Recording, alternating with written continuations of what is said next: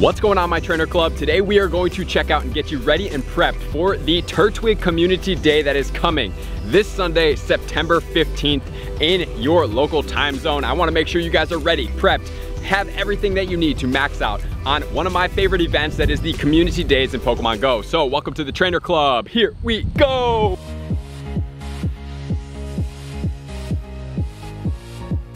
Welcome back, everybody. Let me know in the comments below, are you guys excited for the Turtwig Day?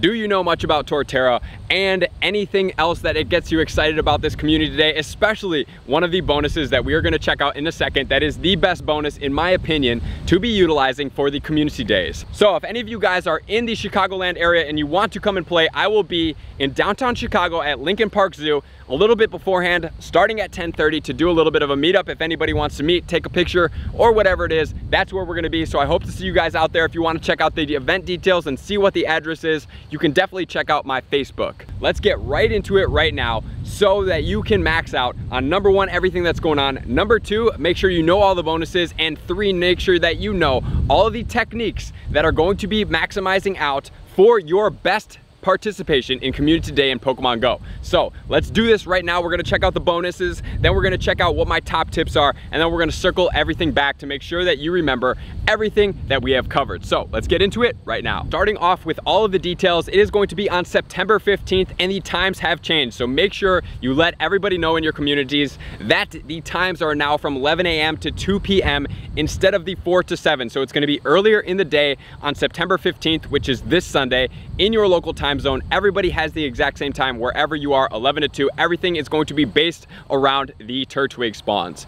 And the bonus that we're going to get, which is, like I said before, one of my favorite bonuses, is going to be 3 times catch stardust. Meaning whatever Pokemon, and hopefully it's going to be boosted weather for you guys, you are catching is going to be boosted, right? So we can get a ton of stardust, and we're gonna have to take into account how many star pieces we are going to need and what's the best tips and structure for you guys to max out on this day, right? And then we have during the entire time and up to 1 hour after, so a 4-hour window for you to be able to evolve your Turtwig into Torterra to be able to get Frenzy Plant, right? So in order for you to get this, you have to evolve all the way up, and you can also save up for a lucky friend if you care to get a lucky shiny Torterra with this moveset, but you don't need to do it on that day because you can always just evolve a lot and then save it for later. So those are the details. That's everything we need to know. Now we're gonna start getting into the top tips to make sure you guys are structured, you have everything ready, you have exactly what you need to get into the day. All right, everyone, so as always, we are gonna break it down into the pre, the during, and for the after, so you guys can have it segmented to help you max out. So for the pre, what we need to do is we need to, number one, have the area picked out that we're gonna go, because it is the single most important thing to the game, right? So wherever it is, whether it be a downtown area, whether it be at a local Walmart or a Whole Foods or some type of parking structure that has a ton of spawns because you're out of town and you just don't know where, or you're in a remote area, right? Just figure out the place that has the most dense spawns, preferably has a decent amount of stops, because you can then get the bonus extra type of stops, right? Where you get the pineapple berries, the ultra balls during the community day, which is probably the best part, right? The next thing we have to do is get your bag prep. So we need you to have enough space in your Pokemon storage bag to be able to catch a ton without having to worry about it, right? This is so crucial. This is one of the most crucial things. So go through, either bump up your bag and spend a little bit of money, or use some of those gym coins that you've been doing, even though we have Mewtwo coming up, and I'd rather have you do that. So I'd rather have you go through and siphon out some Pokemon that you don't really need. If you need to check out my video that has my top tips to help you clear out your bag storage, definitely go and check this out up here, because it's gonna help you get comfortable just transferring stuff that you don't really necessarily need and you're just holding on to that doesn't actually serve you in the game, because there's nothing worse than having to go through Community Day and constantly delete through stuff when you could just have all of the space ready in your bag, right? And then as far as the items go, we need to stock up on the items. How many Pokemon have you caught on your previous community days, right? I'm sure that you have a rough estimate. Is it 200? Is it 100? Is it 300, 400, 500, right? And then you're gonna need to equate that to the Ultra Balls and the Great Balls, right? Because you are going to be encountering shinies, you want to have these better balls to be able to throw at them. You're also going to need, I would say, either silver pineapple berries or some golden raspberries. When you encounter these shinies, the silver pineapple berries would then give you the extra candy if you're going to go for that for the shinies, or you could have the golden razzes to make sure that you catch these shinies, because Turtwig shiny, in specific evolved to the Torterra with the Frenzy plant, is going to be very valuable. We're gonna come out with that video very soon. That's gonna be the best of the best for the Frenzy Plant Torterra in Pokemon Go. For myself, I would say 250 minimum Ultra Balls, 150 minimum Great Balls, and depending on how much Turtwig candy, how much you actually want to get, I already have a lot of Turtwig candy, so I don't need to focus on the Pinette Berries that much. I already have over 3,000 Turtwig candy. I haven't used any of it, so I don't need to go into this day with Pineapps. But if Turtwig is not common in your area, or you don't have a lot of Turtwig candy, so you need to get comfortable with having a lot of Pinette Berries. If this is your case, I would say 150 to 200 Pinette Berries is a safe bet for you when you're going into Community Day if you want to have a lot of candy, because that's adding an extra 150 to 200, and that's not counting spinning stops and everything like that to get you more, including the tasks. We're also gonna wanna set up our alarms, right? And so since the days have switched, we now need an alarm, I would say at 11 a.m., 11:30, 12, 12:30, 1, 1:30, 2, which then would be the end of the event, and then I would set another alarm for 2:45. The reason why I would do that is because if you take my tips, which we're gonna cover in a second, and you're trading, 2:45 would be the cutoff, and then you have to evolve as many as you possibly can, or if you don't feel comfortable getting enough in 15 minutes, maybe 2:40 is your alarm, right? So that is going to be something that you wanna take into account. And as far as the premium items that you're gonna need, right? We're going for 3 hours. It is not during an event, so we have 30 minutes on our star pieces, which we are gonna need 6. You absolutely must be using star pieces this entire time. It is so crucial, right? I would also suggest, since we have half incubating eggs, to have eggs basically ready and prepped, almost about to hatch right as you get into this event. And then as soon as you put that star piece on, maybe you're like 0.5 kilometers, so kind of start timing it up, start hatching those eggs. It could be on Saturday night or could be on Sunday morning, depending on what time you're up, and start walking, so that as soon as you start the event, boom, you're hatching eggs. Then you're gonna go in and clear out some gifts to be able to get more of these 7-kilometer eggs, so that you can keep trying to hatch on these regionals, especially with these shiny forms out. You can also utilize the incense, right? You can also utilize the lucky eggs. I don't think that the lucky eggs for the entire time is the best use of your lucky egg. However, what I like to do is I like to stack up on a bunch of different friends, different levels, could be great, ultra, best, and 5 minutes before I'll pop an egg, I'll have everybody collaborated, and we'll all just hit these friendship bonus. And I think this is the best way as of right now to just stack up on as much XP as you possibly can, because raiding for the things, what can you do, like 3 to 4, maybe 5 if you're pushing it, raids in half an hour, right? So if you times that by 2, if you do 5, right, that's 100,000 XP. But one ultra friend is 100,000 XP, and that takes 20 seconds. Or with the friendship bonuses, so that you guys can get eggs from this, you could just collaborate and have everybody get on an egg right at 11, and then know that within the first 15 to 20 minutes that you're all gonna pop it, just based on when your eggs hatch, so then you can recycle your eggs, because we remember, we only have 20 gifts per day to open for these eggs, and not every single gift is going to give you an egg in return. I'm sure you guys have seen that and know that. And then what I like to do is I like to have search strings set up. Since we have a really easy time now searching for 4 stars, I don't think that it is necessary for us to be able to check out the 100% IV charts anymore, right? Like, you can do it, and I'll put it up here, but you don't really need to. So if it's non-weather boosted, level 30 is going to be the highest max CP you can catch in the wild. Or if it's weather boosted under sunny weather, since Turtwig is grass, it's gonna be level 35, right? So then the level 30 will no longer be the 100% IV at the top, because it's going to vary all the way up into level 35. But the search strings that I do prefer that we now use is an easy one. What I like to set up is exclamation point and then whatever Pokemon little abbreviation as the key name. So mine is exclamation point Turt, and then I will use exclamation point 3-star and exclamation point 4-star and Turtwig, which basically is going to input to hide all of the 4-star and 3-star Turtwigs in your bag. However, if you are also looking for the PvP type Pokemon, you may not want to do this, because you're looking for something with a 0 attack, which could be between a 1 to 2 to 3 star, depending on which and how good it is in comparison to the 100% IVs. So if you're looking to get it into a Torterra for the Great League, you are looking for a 0, 11, 13 as the best possible stats that's gonna hit you exactly at 1500 at level 19.5. You're gonna have to be conscious about this, of what you're deleting if you're also going for PvP Great League It would be in your best interest if you have to delete or don't have to delete to just have enough space to keep as many as you possibly can. Then you can go through and individually IV check them all to make sure you're not deleting a good IV for PvP. However, if you're looking to utilize the Grotle, you're gonna be looking for a 0, 15, 11 at level 29.5. So they're slightly different depending on what evolution you are looking for. But if you don't care about PvP and you just want to get through frequently, you can go ahead and utilize this. The other thing I suggest doing, if you want to make it super easy, a 0-star Pokemon will not be good for anything, right? So you could search 0-star and delete everything that you need to out of that.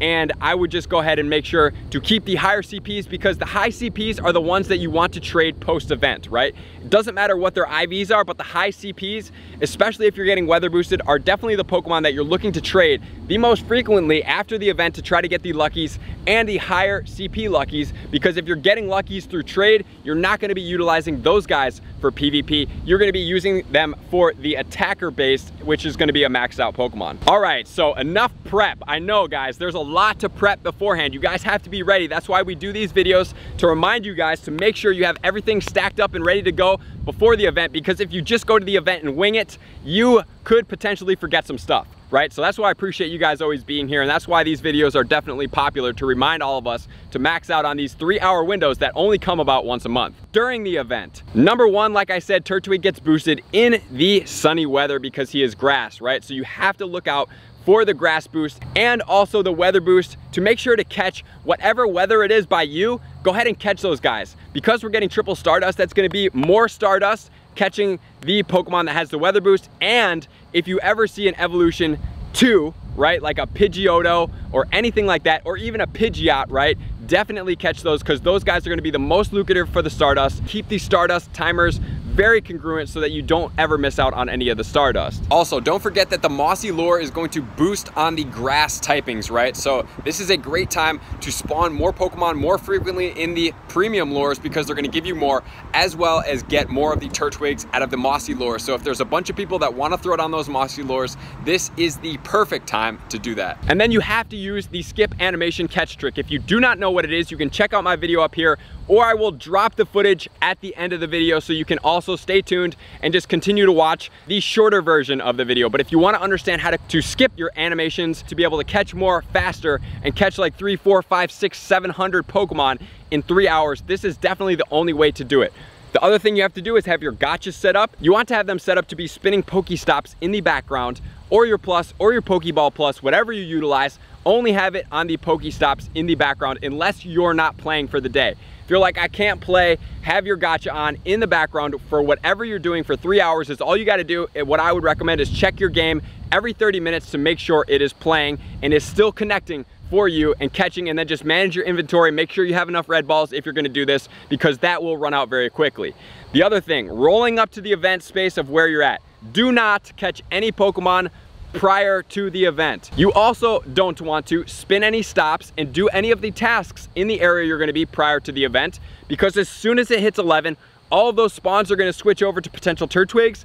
All of those stops and rewards and tasks are going to switch over to the Turtwig tasks. So if you go through and are playing in that area prior to the event, you're going to catch some spawns that could turn into Turtwig, and you're going to complete some stops that could turn into Ultra Balls, Great Balls, and Pineapple Berries, which is definitely not what we want to do. And during the event, this is where the timers come into play. You have to, as soon as the timers go off, you must put your items back on immediately, every 30 minutes, super crucial. We're motoring through this, guys. Maybe you need to watch this again to make sure you have everything set up and ready to go. That is okay, but definitely share this to people that are a little bit inexperienced, or they're newer, or they're just new to my channel, or they just don't know how to max out, because this will really significantly help out their gameplay.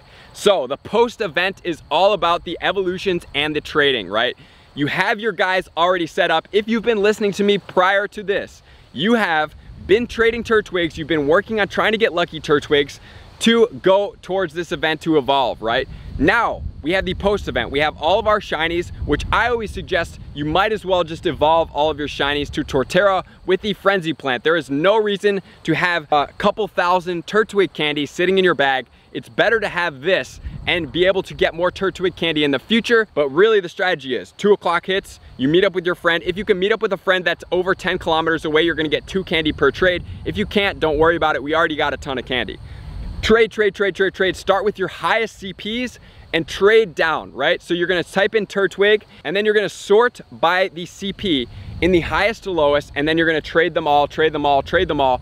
I would say for at least 35 to 40 minutes. That's why I suggested that 240 or 245 timer. Once that comes, you evolve all your good ones, you evolve all of your shinies, and then I would also suggest evolving a few that are pretty boosted up there that you can trade away.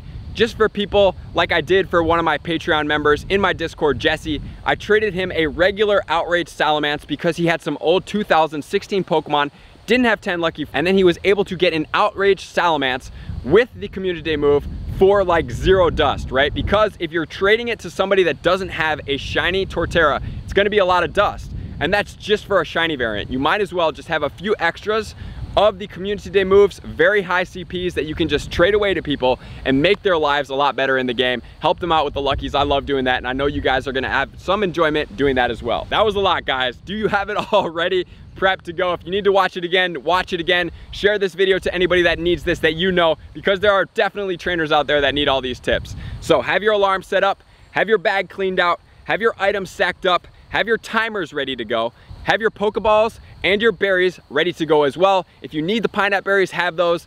Everything's ready, stocked, ready to go. Your Getcha's charged, your phone's charged. You have an external battery pack to make sure that your phone doesn't die in this. And you have your friend strategy set up for trading after the event, where to meet that person. You don't want any time in between because this is a time framed event.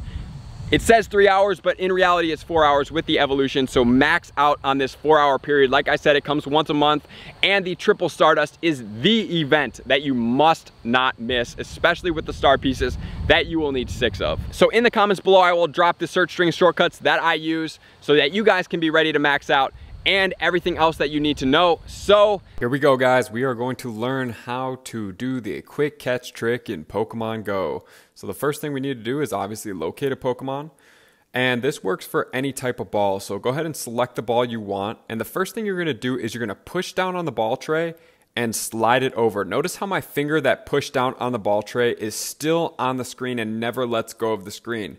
So then with the other hand, this is going to take 2 hands, you can then pick the ball up. And notice when I do let go of the ball tray, it is going to pop out like that. So that's basically the premise of what we're doing. So I'm gonna go ahead and use a berry. And then for all the left hand throwing players, you can also do this with the left hand, which you're gonna put your right finger over the berry tray, and then you're gonna throw with your left finger. So first we're gonna do it with the right hand throwing player. So I pull that ball over, I go ahead and wind up, and I let go. And as I let go, you notice, boom, I popped the berry tray open by letting both fingers go, and the run button has popped up in the top left corner, and you go ahead and click that. So it was a little bit difficult to see there, but boom, look, the Oddish is in your bag. So that is the trick and the key. So here we're gonna do this with the Piplup. We're gonna go ahead and do it with a left-handed throw. So I'm gonna go ahead and give it a berry, and then I am gonna go ahead and pull that berry tray over with my right finger, keeping my right finger on the screen, wind up, and then whenever I'm ready, it's a little hard for my left hand, go ahead and throw that and release it. And you can just click out right away, or you can wait until the 3 tricks and then go ahead and click in that top left for that run button, and boom, you caught that guy and he is sitting in your bag, that little Piplup right there. So that is how you do it. So the first thing we're gonna do is take our non-throwing hand and we're gonna place it on the tray ball. We're gonna pull it over. Once we pull it over, we're gonna take our other hand, so we have 2 hands on the screen, and we're gonna wind up and throw. Once that happens, we let go of the ball and the tray comes out as shown in the box. Once that tray is out and we hit the Pokemon, we then click on the screen outside of the tray, which will then close the tray. So once the tray is closed, we can now click run from this Pokemon, because the run button has now glitched and is still up in the top left, so we don't have to see the shake screen anymore. And once I clicked run, I then click on the Abra, and boom, I have an error message. And some of you may be like, what does that mean, having an error message on the screen when you click on a Pokemon? Did it despawn? The answer is, let's check our bag, boom, that Abra is now in our bag so that we have him, and we did not have to watch the shake, shake, shake, catch, then click OK type screen. So watch this in fast motion. This is real speed. Gonna go ahead and hit that Paris, click out. Gonna hold down on the ball tray, pull it over, throw it at the gas leak, click out, run, and then go on to my next Pokemon. I'm gonna go ahead and use this for an Ultra Ball. Pull over, click out. So this is real speed of how quickly I can catch these Pokemon. And I will show you in a second what my bag looks like. So here we go again. We're gonna hold the non-throwing thumb on the ball tray, let it go as you throw, after you throw it, once you hit the Pokemon.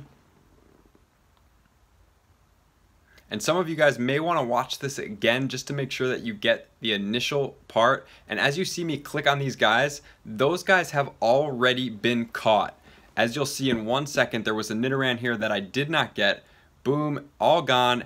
And there it is, each one of those Pokemon sitting in my bag.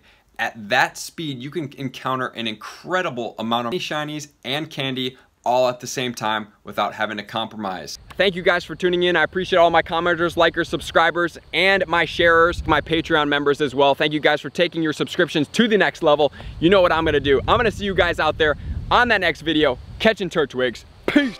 I just want to take a moment and sincerely thank all of my Patreon members, everybody that has taken their subscription to the next level and chosen to support me on this platform. I greatly appreciate you guys. As a growing channel and really trying to grow and improve as much as I possibly can, I really appreciate the extra support. You guys mean the absolute world to me. I cannot wait to connect with you soon, and I appreciate you guys all for being a part of the Trainer Club. I will see you guys out on the next video.